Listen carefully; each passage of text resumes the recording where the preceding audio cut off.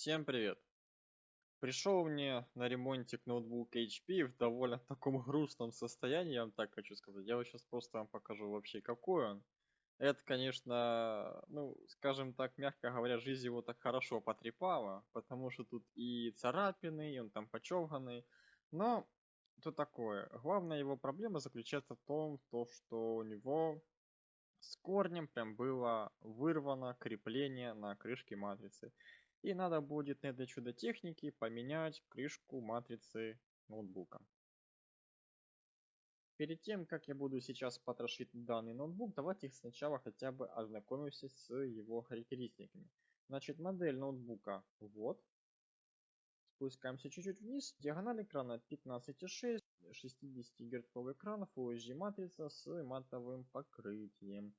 Двухъядерный процессор i3 105G1 с частотой 1,2 в бусте до 3,4 ГГц турбица, 10 поколение.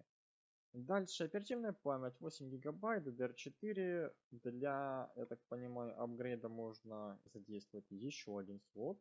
Это хорошо, что у нас память тут не распаянная, как иногда бывает на каких-то там супер ультрабюджетных ноутбуках. Тут хотя бы это можно сделать.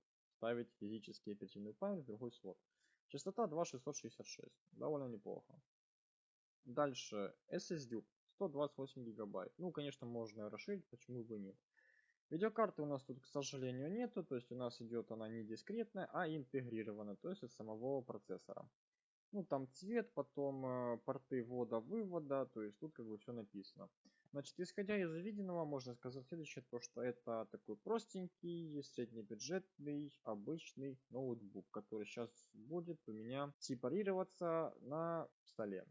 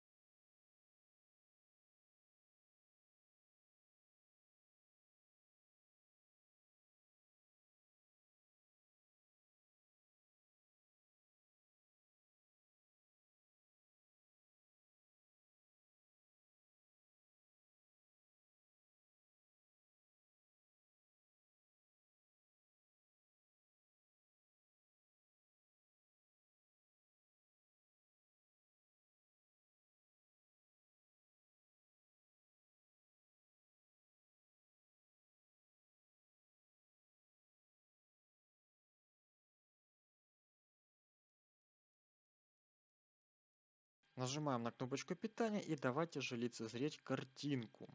Так, что-то у нас экран загорелся. Ага, логотип HP есть.